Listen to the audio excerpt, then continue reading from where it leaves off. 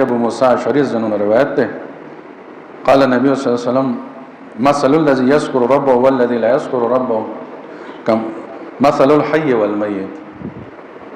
وای څوک چې الله تعالی ذکر کوي داغه مثال په شان د ژوندو دی او چې څوک د الله ذکر نه کوي داغه مثال په شان د مړو دی مړی دی.